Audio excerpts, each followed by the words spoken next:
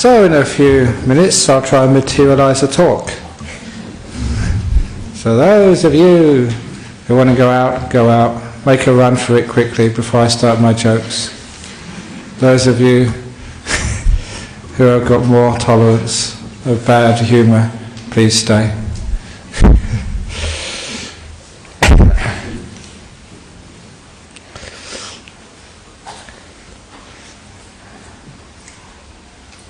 Okay.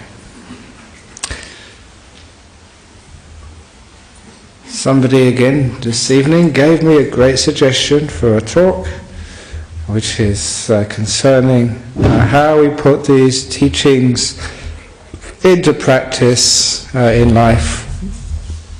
And it's the talk this evening is on how to deal with difficult people. I'm sure that's relevant to your life. I don't know why there's so many difficult people in the world, but I'm sure you've met many of them, and even today. And the reason I give talks like this is to show just how we can apply these great insights from meditation and Buddhism to help solve many of the problems in this world, because the whole point of Buddhist teachings is to lessen suffering, to give more freedom as we go closer and closer and closer to the pure freedom and bliss and ease of enlightenment. And I know just this afternoon giving a talk at Curtin University, it's reminded of something I said even last Monday night, when some people who have never heard of Buddhism before were asking the old question, well, is Buddhism a way of life or is it a religion? You should know the answer to that question. It is a religion for tax purposes.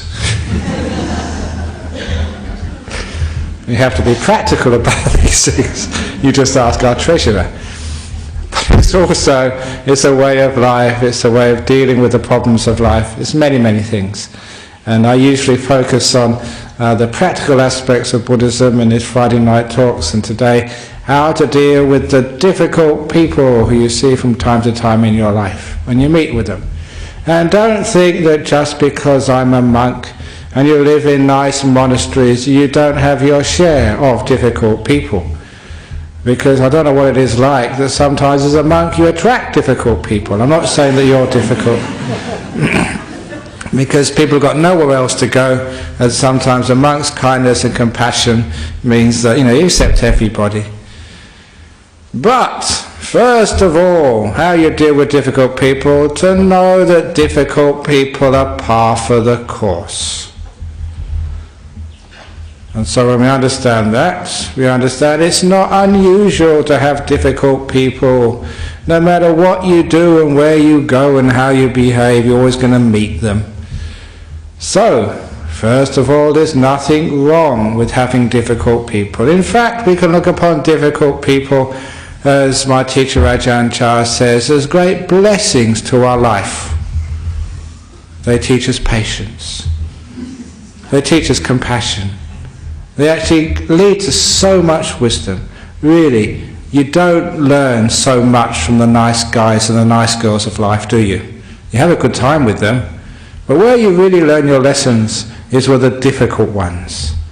Which is why that I learned from my teacher in Thailand. Ajahn Chah, Ajahn means teacher.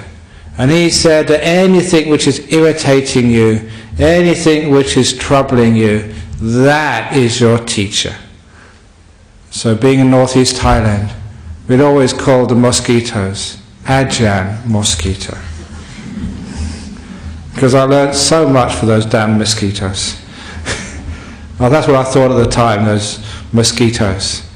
It's even when we used to do loving kindness. For those of you who are Buddhists, you know that we spread loving kindness to all people, all beings, all genders, no matter what you are and who you are, may all beings be happy and well. However, as a young man being a monk in Thailand, I just could not do that. It's impossible. So I did the best I can. I used to chant, may all beings be happy and well, except mosquitoes. May all beings be free from suffering, but not those mosquitoes. Don't deserve it, what they've done to me. And they were I'm sure that if ever you spread loving kindness, you have also got exceptions. But it didn't work well when I had exceptions, so I learned how to learn from those mosquitoes, to be kind to them.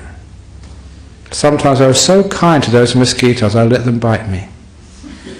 They would land on my hand. So, come on mosquito, you can bite me. The door of my heart's open to you. It's only a little bit of blood. I know that you need this to have your dinner. And I like my dinner as well, especially as a monk. No, this is your dinner, so have something to eat. You know what those mosquitoes did? Sometimes difficult people and difficult beings are like this. They take advantage of you. They put their nose into the skin. You know, it's irritating, so you just endure that. It's only a few seconds. But these mosquitoes, that was just an exploratory drill. They took their nose out, walked a few steps and tried somewhere else. They were fussy. And you'd have 3 or 4 bites just from one mosquito. They were taking advantage of my kindness. Whatever. That's just the nature of mosquitoes. And it doesn't matter. I had plenty of blood and I learned a lot from that. So number one, first of all, know that the difficult people and difficult beings and difficult situations in life, that's common. There's nothing wrong. You never find any place where you can run away and hide and escape from difficult people or difficult mosquitoes or difficult experiences. So number one, you have to accept them. And you have to learn how to deal with them. One is learn that they're part of life and you can learn so much from them. And number two is to realize that really most of the difficulty of difficult people is actually coming from you, the way we react to them. I know somebody once said, if ever you see a difficult person, remember you only have to endure them for maybe a few minutes, a few hours at most. Even if you live with them, it's your husband or your wife. I don't know why you chose that person anyway, that's your karma. But anyway, once you chose them, well, even if they're that close to you, you only have to live with them for a short period of time. But they have to live with themselves all day.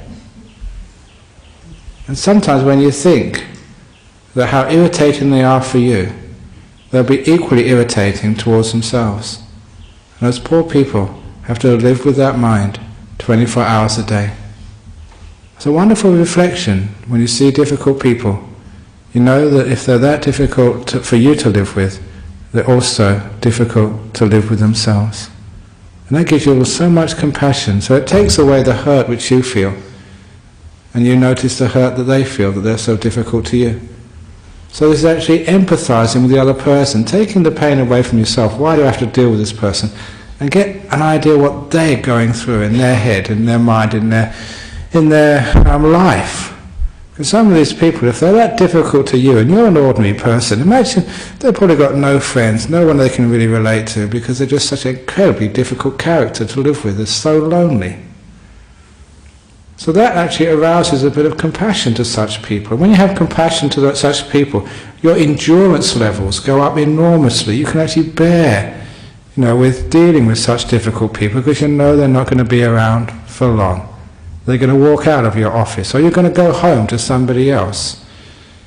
And if you can't escape from them, you can always come on a retreat in my monastery, or in dhammaraso monastery. There's always some place you can get away. So that's one thing you can do. But it's also to know that the difficult people in life, you can actually change them. It's a wonderful thing to know that difficulties which you face in life, or difficulties which they experience, they are impermanent. They're not always there. It's just a phase which people go in their life, being difficult. Of course, that phase might last from birth until death, but it ends eventually. It's not forever. But it's nice to know you can actually change people. You can actually see them grow.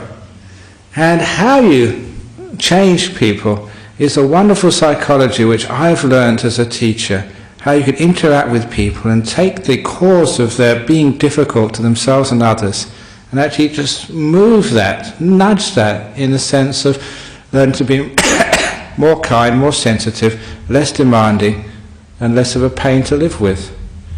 It's wonderful you can do that. And how is that done? I was mentioning in a talk this afternoon at Curtin University.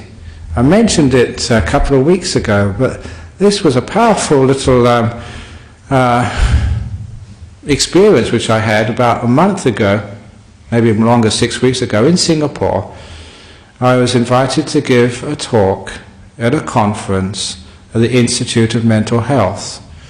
It was one big anniversary of their hospital. So they invited me over with all these other psychologists, psychiatrists, doctors and professors as a monk to give a talk on how to deal with mental health. And what I was talking about there was the things which you've heard here before, but what I was really impressed with was afterwards there was a devout Christian who was head of one of the wards, departmental head, and he invited me to his ward to do some Buddhist chanting. And I was in it, but he told me actually not to tell anybody, and now I've blown it. And I said, why did you say that? He said, because what you said just makes so much sense. And he said, I really respect that wisdom. He said, what I respect most of all is you're telling us something which we've only recently been practicing, where we don't focus on the times of the day where our patients are sick and difficult, the times when they experience delusions or psychosis and are dysfunctional. We just put that aside. And the times that they are apparently healthy, where they are relating to themselves and their environment in a sensible way. Because when a person has a mental dysfunction, it's not 24 hours a day. They have periods, times when they're sort of in some sort of delusional state, and times when they come out afterwards. They said they were focusing on the times when they weren't delusional. And he said by focusing on the times when they were healthy, he said a healing was happening. The times when they were healthy were extending, and the times when they were dysfunctional were decreasing. And I've been teaching that for years. It's wonderful to see that has got into a modern health system in the only sort of mental hospital which they have in that city-state. And I know that's the same with difficult people. If you focus on their difficulties and make a big deal about that, you're actually encouraging those difficulties. You're feeding them. And eventually they'll get worse and worse and worse. There's a classic story, and I've used this so many times. If you haven't heard this before, it's a very good one to hear. If you have heard it before, you're learning how to be patient with a difficult monk who keeps on repeating the stories. Either way, it works. And that's that great story of the demon who came into the emperor's palace. Demon coming into an emperor's palace. An emperor was away. And because he was away, there was a monster. A big, ugly, terrifying demon came and strolled right in to the palace. He was so frightening, so terrifying. Everybody froze in horror at this ugly, disgusting, slimy demon. Allowing the demon to go right through into the heart of the palace and sit on the emperor's throne. And as soon as he sat on the emperor's throne, that was just too much. For the guards and the ministers, they came to their senses. And they said, "Get out of here! Who do you think you are? This is our emperor's seat, not yours. Get out or else." And at those harsh words, the demon grew an inch bigger, more ugly, more smelly, and the language got far worse. And that made the soldiers and ministers even more upset. They got out their swords, they got out clubs, they clenched their fists, but at every unkind word, every angry deed, even every unkind thought, the monster just grew an inch bigger, more ugly, more terrifying, more smelly, and the language from the monster got worse and worse and worse. And this had been going on for quite some time before the emperor came back. And at this time, that demon was so huge, he took up half the throne room. He was massive. And talk about ugly and frightening. I've never seen Alien movie, but people said the alien is pretty terrifying. Now imagine the alien multiplied by 1,000. This was so terrifying. Not even, I said, DreamWorks could manufacture such a terrifying and horrible spectacle as this ugly demon. And according to the story, the smell, the stench coming off this demon's body would make maggots throw up. It takes a lot to make a maggot sick. And the language coming from this demon was worse than you'd hear in Northbridge after both the Eagles and the Dockers lose. So this was a problem. A real difficult being coming into the palace. But when the emperor came back, the reason he was emperor because he'd been to Nolamara and heard the talks and was wise.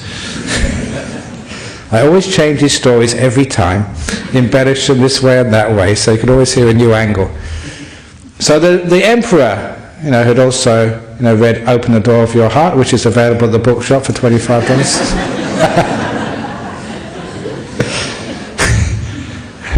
I've also learnt marketing. I was at an entrepreneurship business conference this afternoon.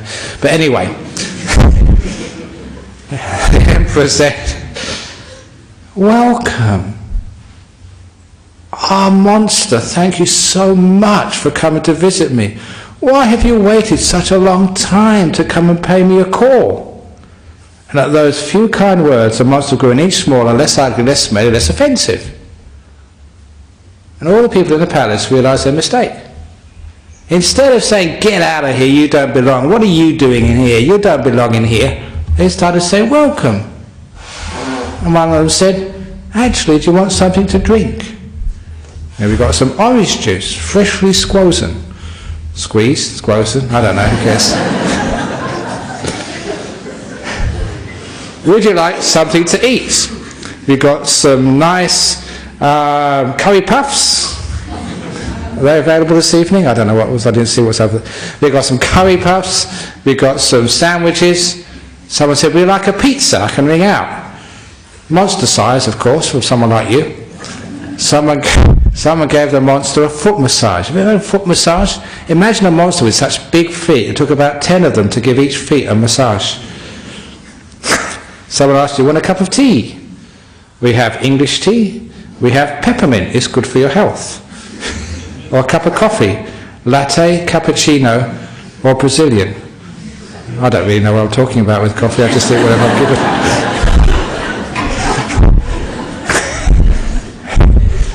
So anyway, at every kind word or kind deed or kind thought, the demon grew an inch smaller, less ugly, less offensive, less smelly. It wasn't such a long time, even before the monster pizza arrived. He was back down to the size when he first began, when he first came in. And they kept on laying on the kindness until that demon got so tiny, one more act of kindness and that demon vanished completely away. And the Buddha told that story in the Udana, but there was no mention of pizzas and peppermint tea. I made that up. But Buddha told that story in the Udana. He said, we call those things anger-eating demons. When you give them anger, they get bigger, less ugly, less offensive, less smelly, their language gets worse. He said the only way we can overcome the anger-eating demons in life is with kindness. Welcome, thank you for visiting me. Now many of the difficult people you meet in life are anger-eating demons. You give them anger, you say, get out of here, you don't belong in here. It actually does get worse. So instead of saying, get out of here, you don't belong, some of the difficult people, you say, welcome. Thank you for coming to bother me. You don't actually say that. You say, thank you for coming to visit me. And give them kindness. Now sometimes people say, well, that doesn't work. It might be okay for you as a monk. You know, maybe Ajahn Brahm's got psychic powers. You can actually get into their head and their mind and sort of rearrange their neural pathways so they're not difficult with you. But no, it does work. One of the first time, over 20 years ago, when I told this story, it was when I was teaching in prison, Incarnate Prison Farm, just down the road from our monastery. We still go there most Fridays. And when I was teaching that at Incarnate Prison Farm, one of the prisoners complained, and he said, that is just like New Age rubbish.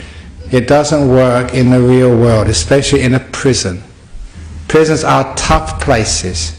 If you get a difficult person, you've got to stand up for yourself. That's the only language they understand. And of course, I wasn't having any of that. I said, I don't believe you. He said, you don't live in prison.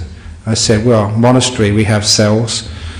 We have wall around. Actually, they don't have a wall around Karnet. We have a wall around our monastery.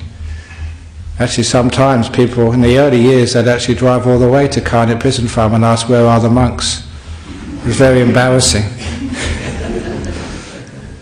Lucky there weren't any monks in it. But anyway, I challenged this guy. I said, okay, in this prison, who is the most difficult person you have to deal with? And the prisoner I challenged was with a number of other prisoners. He said, the chief officer. He said, the chief officer, he said, my job is to serve him tea and coffee every day. That's my job in prison. I hate that guy. He's always really nasty. And he told me a story which happened the week before.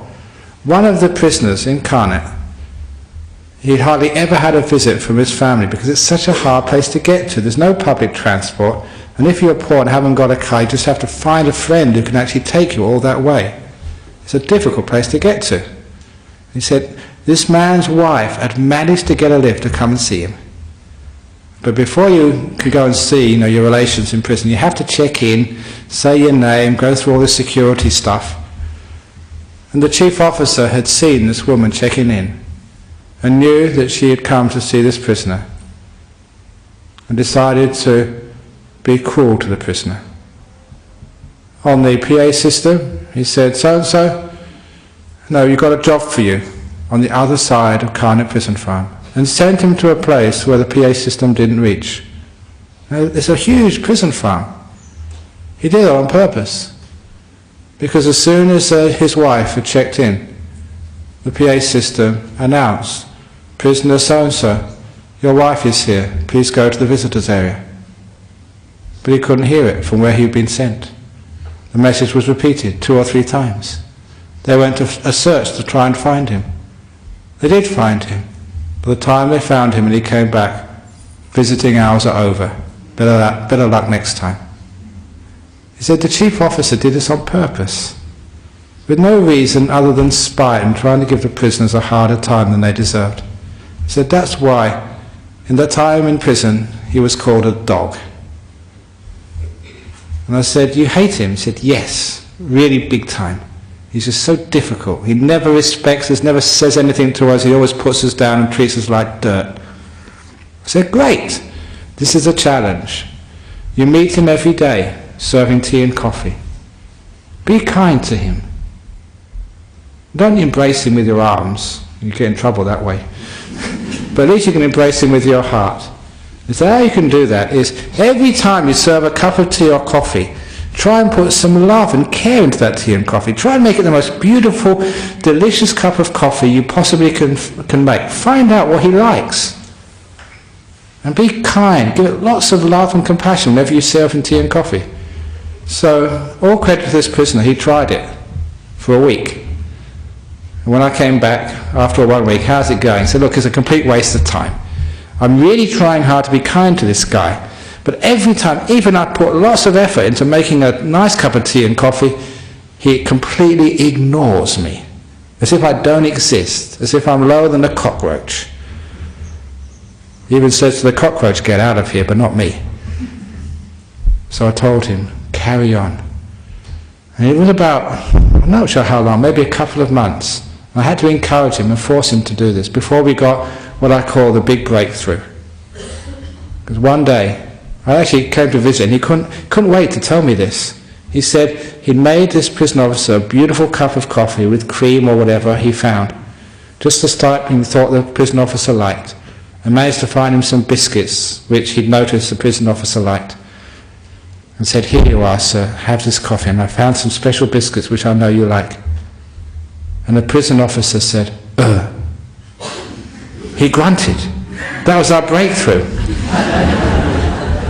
It was the first time he acknowledged that this prisoner actually lived and existed and breathed. So that grunt, I said, "Wow, this is exciting.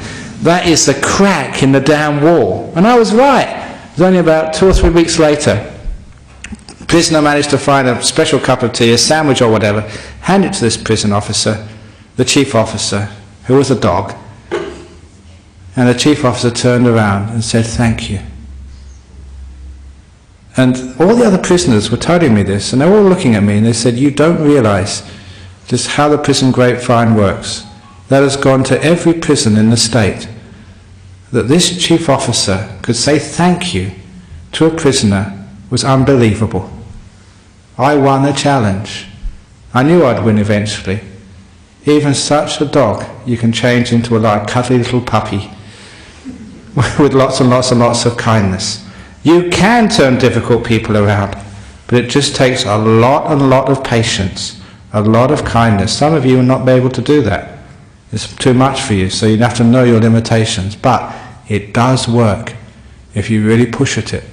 The most difficult people can become the best of your friends. And sometimes it's a challenge which is worth facing in life. You have people in the office, give them kindness. But when they give sort of unkindness back to you and difficulty to you, know your limitations. If you have to run away, fine. If you have to sort of talk to them and point out what it feels like, there's that, what I talked about this afternoon in the conference. It's also just what I've talked about here, the old sandwich technique. If you do have to tell a person that, you are being difficult to me, I've got my own space I need to protect, or whatever, you don't go blurting the negative stuff out straight away. That will never work. Whenever you're talking to someone you want to bring up a difficult problem, in other words, to criticize them, to tell them they're making a problem for you, sandwich technique. 2 or 3 pieces of praise, first of all. Now, you're a really nice person. Just the way you work, you're so diligent. You just, you're so well dressed, or whatever. Something which praises them, and then you tell them. You tell them. It's like if some people wanted to criticize me. You say, "Ajahn Brahm, you're such a nice monk, coming all the time, giving these talks, and they're very inspiring." And when you say things like that, I open up to you. "Oh, wow, you like me, I'm listening to you." And then you say, "But your jokes are sometimes a bit over the top." "But I know, that you do sort of look after the monasteries, look after the Buddhist society." You praise afterwards. Now, if you actually sandwich your criticism between heaps and heaps of praise, people actually listen to it. So if you are dealing with a difficult person, and you really need to tell them, they really need to listen to you to know exactly what they're doing and the problems they're causing, please praise them first of all. Get on their right side, because then they know they're not being attacked. Now, push this back at you. Isn't that what you need when you're being told off? Because you are difficult people as well. Sometimes aren't you? It's always somebody else, but sometimes we create difficulties for others. So if I was going to tell you off, this is how I would do it. I'd sort of praise you first of all, butter you up, make you know that I appreciate and value and care for you. Because if we just give criticism straight away, what we feel is, that person, why are they my enemy? Why are they just saying this to me? Don't they realize how hard I work and the difficulties and the problems I have to face? When you get criticism straight away, you just get defensive, you justify yourself, and you just don't listen to the other person. You don't take it on board. So by just getting that sort of acceptance, the very fact that you're accepted, you're appreciated, you're valued, means you're opening up. And then you put the criticism in, you butt it over afterwards, but I really like you, you're really valued, thank you for being who you are. And then people actually can listen. You know, a lot of times people don't realise they're being difficult to you. It's weird, but they think they're being a friend. They think they're just being them, or they're being funny, or they're being whatever. So sometimes we do need feedback to know exactly what we're doing and how we come across. I remember playing this game once with one of my fellow monks about 32 years ago. We just sat down and we wrote what we thought of each other. And then we passed it to each other. And it was amazing for me to listen to what another person thought of me. It wasn't what I thought he thought of me. And what I thought of him wasn't what he thought I thought of him. Completely different. The way that we relate to each other is not actually the way that we are thought of. So sometimes people don't realise they're being difficult. So they do need some feedback. That has to be done on the sandwich technique at the right time and place, and then people will take it aboard and they can change. And how do they change? Make sure they're not put in the situations where that difficulty arises from in the beginning. One of the reasons why people are difficult, why sometimes you are difficult, because people are too stressed out. When you're stressed out at work, you take it back home, give people a hard time at home, and then because you're hard time at home, you have family problems. When you go back to work, you're stressed out at work, even before you begin your day. There's a cycle of negativity and stress. So much so that we really should deal with that problem, whether at home or at work, to learn how to de-stress.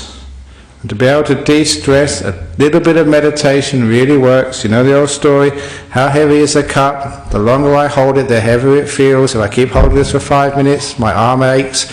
10 minutes, I'm in great pain. If I keep holding this for half an hour, I'm a very stupid monk. So what should I do when it starts to get heavy? Put it down for 5 minutes. If you don't believe me, you can try this out at home. It works. After 5 minutes, you pick it up again, it's much lighter. It feels lighter. It's exactly the same way. It feels lighter because you have rested. So your stress is nothing to do with how much work you have. The amount of responsibilities and duties you are, that is not the cause of stress. The cause of stress is when it gets too heavy to bear, you don't know how to put it down. You're afraid of putting it down. For a few minutes to rest, to get your energies and strength back up. And you will find, as any psychologist or monk will tell you, actually we teach as psychologists, that's where they get all their ideas from. We should patent them, but we give things out for free. This is the work you have. You find if you put it down for 5 or 10 minutes, it's not 5 or 10 minutes wasted. It's actually an investment of time. Because when you're rested, afterwards the quality of your work improves enormously. You get more done in less time too. You become more efficient. And sometimes at work we mistake the quantity of work for its quality and efficiency. Giving yourself a break, 10 minutes of meditation, rest or whatever, and I recommend the toilet is a great place to meditate. You can put on engage there, no one will bother you. And you can always say you're constipated, and you're not lying because your brain was constipated. And then rest for a few minutes. When you come out afterwards, you make up that 10 minutes you spent in the loo very quickly. So you get more work done, more efficiently, higher quality, and you're not stressed out, so when you go home you can enjoy the company of your relations and your kids and your wife, your husband, and even actually relax and enjoy your dinner. Because when you enjoy the company of home, again, home is supposed to be a place where you de-stress. You can relax, have a good dinner, meet the people you love and care for. So when you have a nice rest in the evening, you go back to work in the morning, and then you're sort of calm. It's a cycle which you can either have a vicious cycle of stress and argument at home, more stress at work, and you get really crazy, or you can break that cycle, rest a little bit at work, you get more done, you come home, you relax, everything is going well at home, so you're happy at work as well, you get more done there. That's a cycle when you don't become a difficult person to live with. That's why I say to people when they come on meditation retreats, so they do a meditation here on a Saturday afternoon or beforehand. Why do you meditate? Because other people have to put up with you. That's one of the great reasons to meditate. And if you meditate, you're a much nicer person afterwards. Many times when I've been teaching meditation, especially down at Armadale, I don't know why this happens always in Armadale group. In Armadale group, sometimes after the meditation, talking to people afterwards, and very often people say, you know, this evening I never wanted to come. It's, you know, so Tuesday evening I've been at work and I'm tired. And I told my kids I'm not going this evening. And my daughter said, Mummy, you must go to meditation. I said, I don't feel like it, darling, I'm tired. Mummy, you must go to meditation. No, not this evening. Mummy, go to meditation. Why, darling? Because you're a much nicer mummy when you come back. And so they go. Many of the kids actually understand that. They can see the change in you when you de-stress. So you're not such a difficult mother or a difficult father to your own kids. So this is actually how you can see in practice a little bit of rest makes people less difficult people to live with. So you're seeing the cause of these things. So it's not just being compassionate and kind. It's actually knowing the causes of being difficult and dealing with them. You know, by giving yourself a bit of rest, being de-stressed. And one of the other things about being a difficult person, you know what it's like? Sometimes just so much stuff comes on top of you. You've got so many things to do. I've had an incredibly busy week. But when I get a busy week, I try really hard never to get negative. Sometimes I think, oh, why me? Why do I have to deal with all these crazy people? Why do I have to take all these calls? Sometimes from overseas, people ring up. They're crazy. It's what I've called here dial a monk service. Sometimes even people have lost their dog, you know, over in sort of Canada somewhere. And they say, can you do some chanting for me? Over the phone. I was saying today that I was in Japan 3 or 4 weeks ago, and Japan is such a high-tech country. And if we ever actually maybe do a fundraiser soon to buy a robot monk, you know, like a cyborg, you know, just can look like me or any other monk, and put a robe on it. And so if they want any chanting, you can just, you know, put a donation in a little slot in here, press a button, and we can give you the blessing services. Or even on a Friday night, if I'm not feeling myself and just want a bit of a rest, I can put myself, my sabbarasam up here. You put one of the old CDs in there of favourite talk, press the button, and no one knows the difference. It's an idea, it's got some potential. But I will never do that, because sometimes I think, why do I have to work so hard? Because when you get sort of negative, you do become a difficult person to live with. So I know that whatever you have to do in life, you embrace it. Have fun with it. If you teach a person to have fun with the difficulties of life, to embrace them, then you find you never get a difficult character. So you'd see a person who's a difficult person to live with. It is because they're fighting their life. And they're angry at just what life gives them. And they're probably working too hard. Why do I have to do all of this? Why does all these things happen to me? Why is this life so tough for me? And they take it out on you and all the other people they live with. Hope I never take it out on the monks, which I live with. Instead, you know, you just embrace it, take it on board. It's just life. You can't change life. But as I said many times here, you can always change the attitude you have to life. It's an attitude problem we have, that's all. What's wrong with working hard? I can only do one thing at a time. That's all I ever do. That's why we never get angry at people not turning on mobile phones. We embrace that. Thank you so much for giving me, you know, an opportunity to explain just how you can embrace the difficulties of life. And so look, I had a choice. I could get angry at someone not turning off their mobile phone. What I get angry for, it's already been turned on, big deal. So you don't get angry at life, You just embrace it. People make mistakes. I make mistakes. I made a big mistake. I hope she's not here today. Last Sunday, I was doing a marriage service for one of the people who comes here regularly. She's married to a nice young boy. See, you always have to get married to a boy, I suppose, if you're a girl. But I don't know why I said that. But anyway, that she was getting married. And after the service, doing the blessing service, and I said to her, I said to him, and that's right, this elderly man came to stand next to him. And I said, oh, is that your father? And the old man said, no, I'm the best man. He was not very happy at me. Well, like I was telling a funeral director on, when was it, on Wednesday, Tuesday? Thursday, yesterday. I was telling the funeral director about one of the funerals I did once. For a couple who comes here, sort of one of their parents died, and doing the funeral service and saying, oh, it's such a shame that, your mother passed away, she was such a good Buddhist and she'd done so much. And then this old lady stood up at the back and said, it's not me, it's my husband. I'm alive, it's he who's dead. So I do stupid things many times. But when you make a stupid thing, instead of getting tense about it and being a difficult person, you laugh at life. And I actually try and collect all my stupid mistakes and try and tell you all about them so that you laugh. It's when you make a mistake, it's like a wonderful opportunity to make people laugh.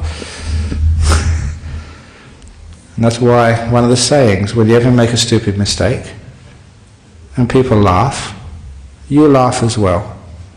Because then the world never laughs at you, it only laughs with you. So we laugh as well at the stupidity of life and making a mistake. And that way we embrace and accept things, even the difficult things, and we don't become a difficult person. No matter what you have to deal with, you can embrace and make it work. So if you learn that, then you're not one of the difficult people in life. It's always other people who are difficult. No matter who those other people are. They're us. So when we learn how not to be difficult, we can maybe give those skills to other people. But not be so demanding of life, by having an attitude which is more accepting of life. It's a problem, we know how to deal with it with the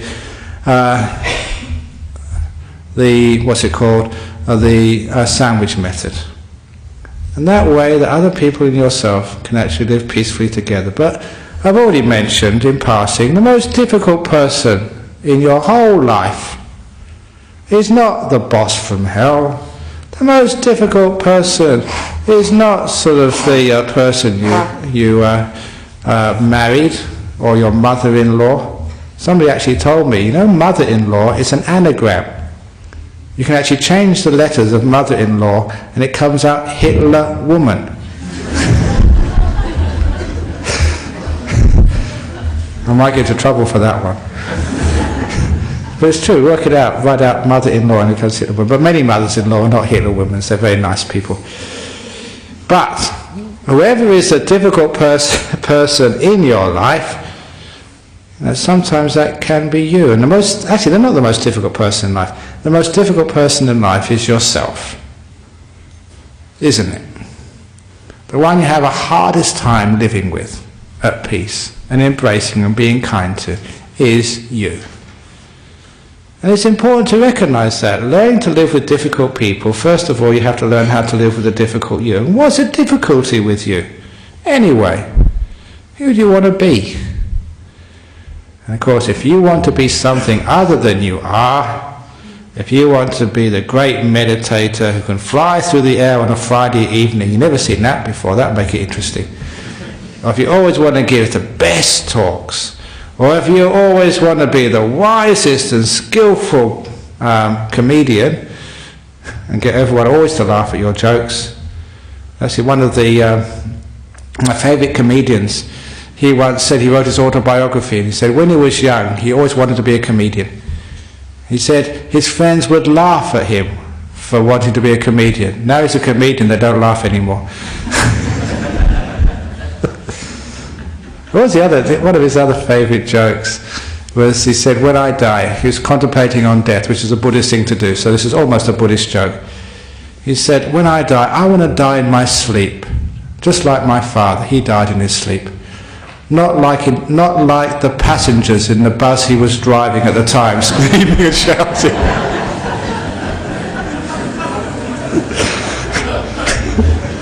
That was a nice joke.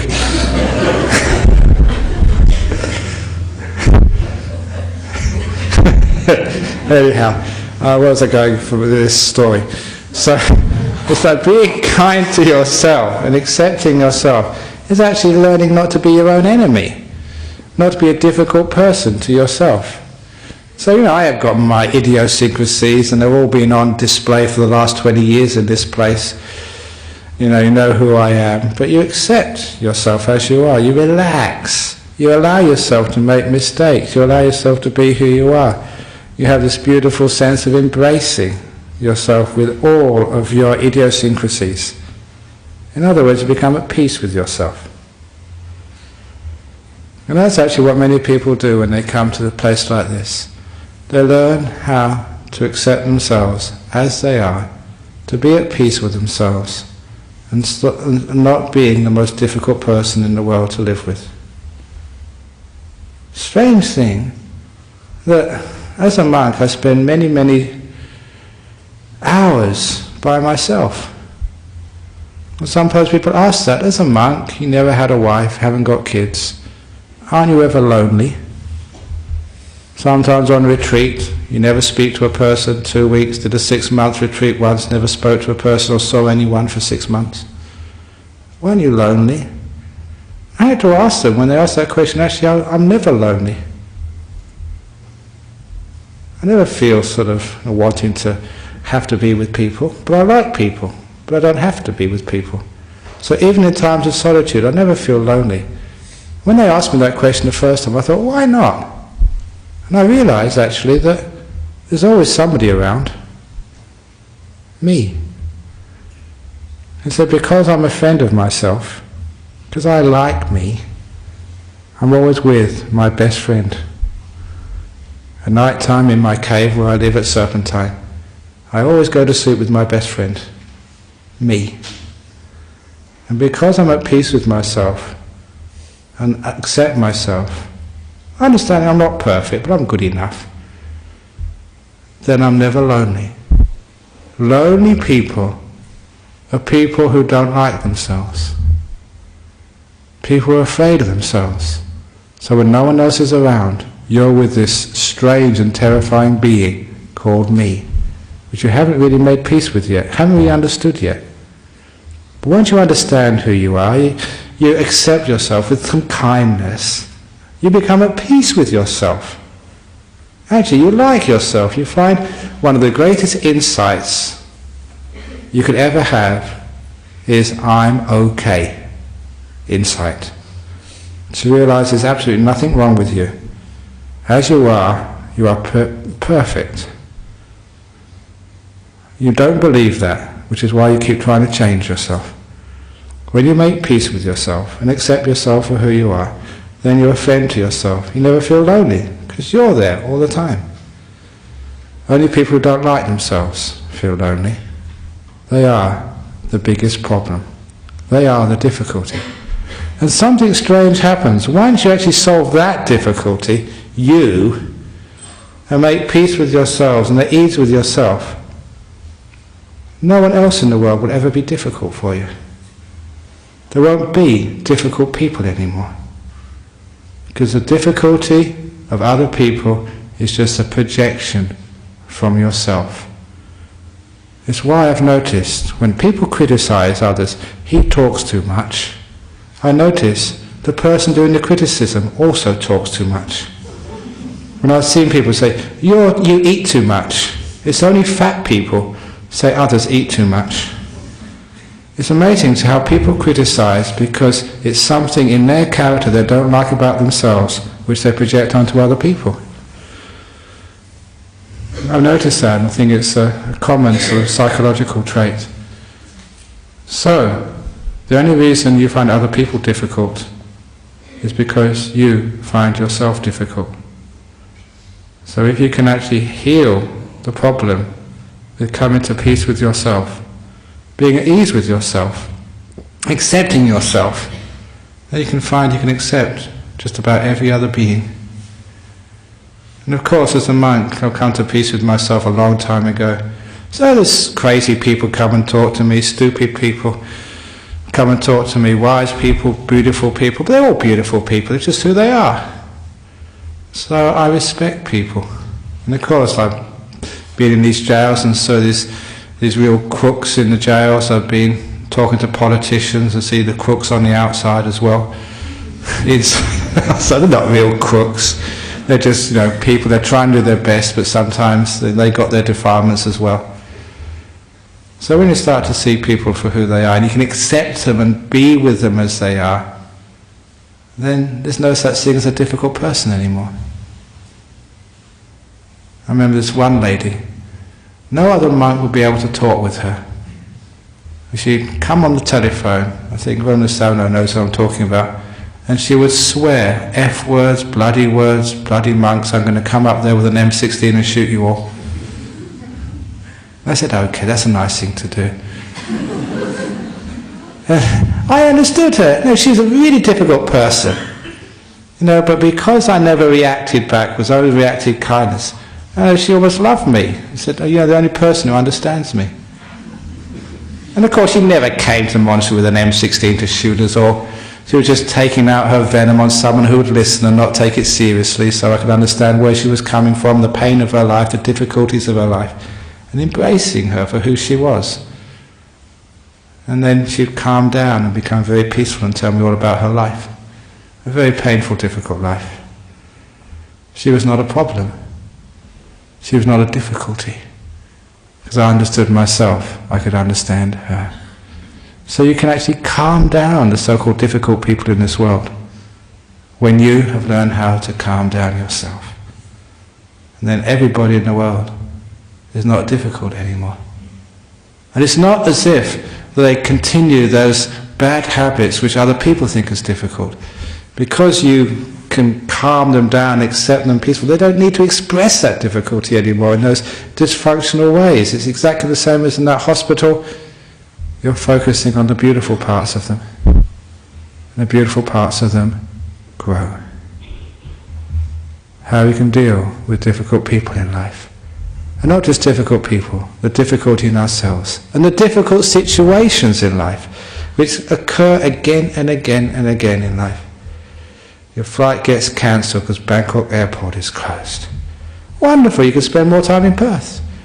Those people in Bangkok, what a great place to stay. You get 2 extra days of holiday and your boss can't actually blame you. It's always, why do we make life difficult? Instead of exploiting life, when life doesn't go the way we want it, great, wonderful. And even when people criticize you unfairly, what a wonderful experience that is, to be criticized and test yourself out. There was the last time I told this story about the donkey who fell in the well. Once upon a time, there was a donkey just walking happily along in the forest, just munching and minding its own business. And because it wasn't mindful, he fell into a well. The well was dry, so he didn't drown. And he didn't really sort of injure himself, just a few bruises and scratches. But when the donkey sort of came to his senses, he realized it was the bottom of a well, and there's no way up, because donkeys can't climb. So the only thing the donkey thought he could do was to cry for help, to get someone's attention, otherwise he would die down there of starvation. So he started crying for help. I can't really do donkey noises. As I think now you have understood, because probably I've got no previous incarnations as a donkey. Those people who imitate animal noises, it must be your last life you was that animal. But as for me, I wasn't a donkey in my last life, so is the best I can do. Said the donkey again and again. And after a couple of hours, actually somebody heard him. And it was the local farmer.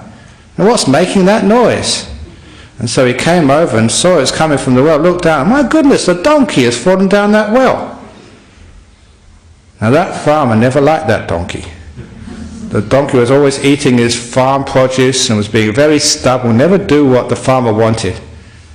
And he also realized that well was a very dangerous thing. Somebody might fall in that well, a human. So he thought of a wonderful idea. He could get rid of that dangerous well and the donkey at the same time. He got out a spade and started filling that well with earth. The cruel farmer. Now if you do something like that, it's called bad karma.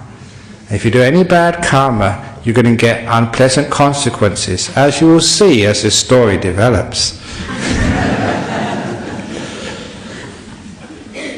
And so this donkey at the bottom of the well, thinking at first the farmer would help him, realized the farmer was trying to kill him by shoveling all this dirt over the donkey.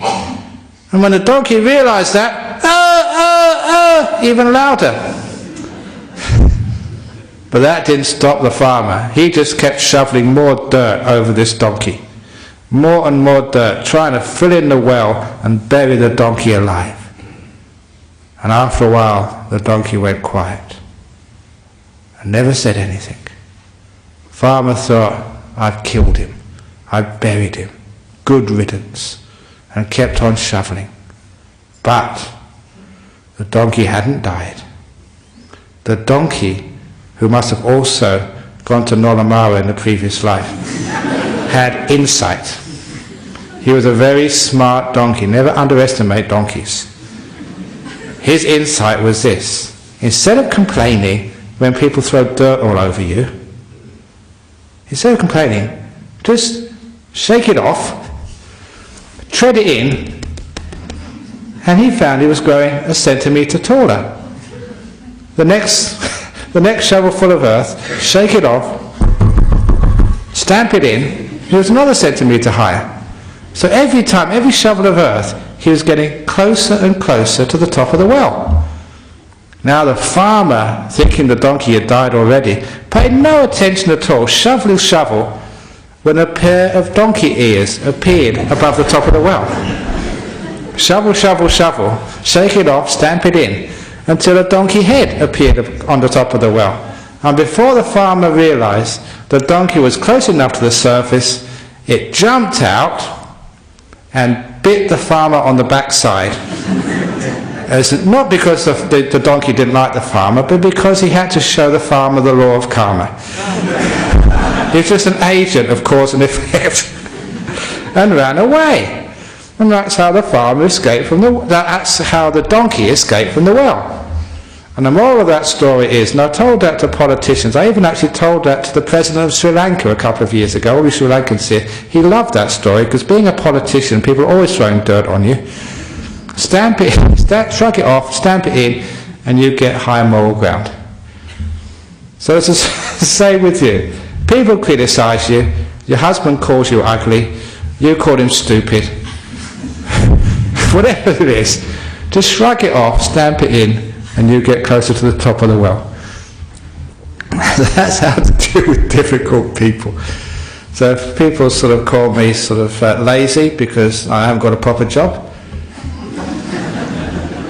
I say, well, in this time of economic difficulty, I'm freeing the labour market up for you people to get jobs, rather than take it myself.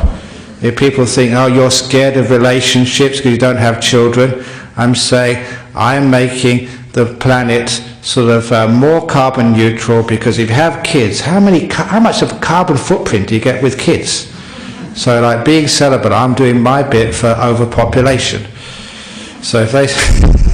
So whatever it is, when people criticize you, you can always turn it around, shake it off, and you don't need to think that they're making life difficult for you. You only make life difficult for yourself. No one else does. There is no such thing as a difficult person, basically, except yourself. So you get yourself right, make peace with yourself, you find that everything in life will then also be at peace. All the difficult people will just be people, that's all. Human beings just being human beings. Mosquitoes being mosquitoes. Donkeys being donkeys. Farmers being farmers. How to deal with difficult people. Thank you for listening. So, who's going to be the first difficult person and ask a question? Any questions or comments tonight? That's a great way of stopping questions. Let's associate that with the difficult person. No? Going. Go, you got a question. Okay. Got a question? What about children that want to be difficult if you don't pay attention to them? Then they think they're just getting away with it again. Okay, children who become difficult if you don't pay attention to them, the attention seekers in life, and sort of how you deal with them. That's just children being children, not being difficult children. Try and find time with them if you haven't got time with them. So if you can't find time with them. So it's not a difficulty, it's just the nature of children. If they want attention from other people and they haven't got attention from their parents, sometimes they try it with their teachers. You just do what you can, but you can't please everybody. So where's the difficulty there? The only difficulty is if you think that children shouldn't be like that. Or you think that you shouldn't be like that. But except that's part of life, and you do what you can. You can't do more than that. Then difficulty finishes. Embracing the reality that children wanted to seek attention. Is that an answer you can accept? Or am I sort of skirting around it? I think that he's skirting around it. Very good. I think they have to see responsibility, and if there is a demon, you still have to actually see and point out that that's a demon. You have to point out there's a demon in them, in a sense that you point out that they're causing trouble to other people and difficulty to other people. That has to be pointed out. How you point it out is the interesting way. Sometimes we haven't got the resources to point it out at this particular time. With time we've got other kids to look after in a classroom. But sometimes you can find time to take them aside later on. It reminds me of the late Abbot Placid. We're talking about him. He was the abbot at New Norcia, who died recently. He was a good friend. I went to his funeral service. I remember at a conference at UWA, it was actually Father Frank Brennan was there, the Jesuit priest. And he asked this question. He said, I do work in universities. And so it's so easy to get on with Buddhists, with Hindus, with Jewish, all religions. The only difficulty he has is with the born again, the fundamentalists, these sort of charismatic Christians. He asked Abbot Placid, not me, he said, what would be your advice to deal with the charismatic Christians, the real troublemakers? And Abbot Placid said, take them out one by one. It was an outrageous thing for an abbot to say. He had a great sense of humour. But then he said afterwards, deal with them later on, singly, one by one. That's actually a very beautiful piece of advice. Because if a kid's a bit of a troublemaker, sometimes you take them aside, by themselves. It's much easier to deal with. The social context sometimes exacerbates some of that difficulty. Pull them aside later on. Just talk to them one by one, find out what's going on. Sorry?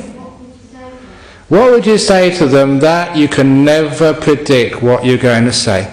No way can I predict what I'm going to say on a Friday night, or somebody actually comes up to me, they've got a problem, what I'm going to say to them. Your job is never plan what you're going to say. If you do, then you're not reacting to the moment, you're not being intuitive, you're not listening to the other person. So your job is bring them in and see what happens. Listen, be kind, connect, and see what comes next. That's why you should always, as I say, always follow your gut feeling, except when you've got irritable bowel syndrome.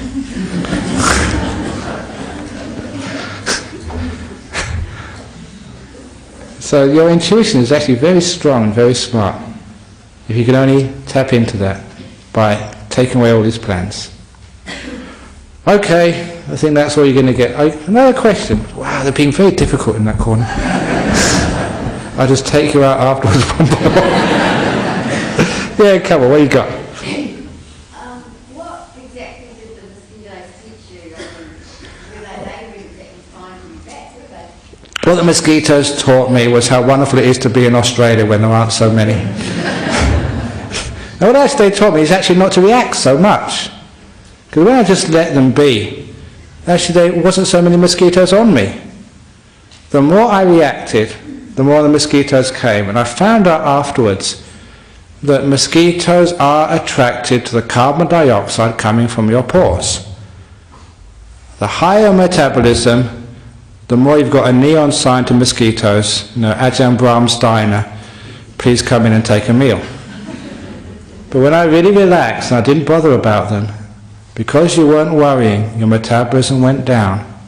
You were more calm and peaceful, which meant not so much carbon dioxide was coming out from your pores, which means eventually they couldn't find you. They actually taught me a great lesson. The more you worry about these things, the more you bring them to you.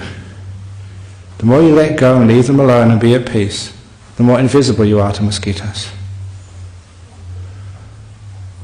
It taught me how to just not worry about things, even if they're irritating. Understanding life sometimes is irritating. The only thing you can do is let it be. Don't fight it. And the irritation disappears. Literally. That's what I learned from mosquitoes. They were great teachers. The more you fought them, the more they came. Okay, so that's enough for this evening. Thanks again for coming. We have now a couple of announcements.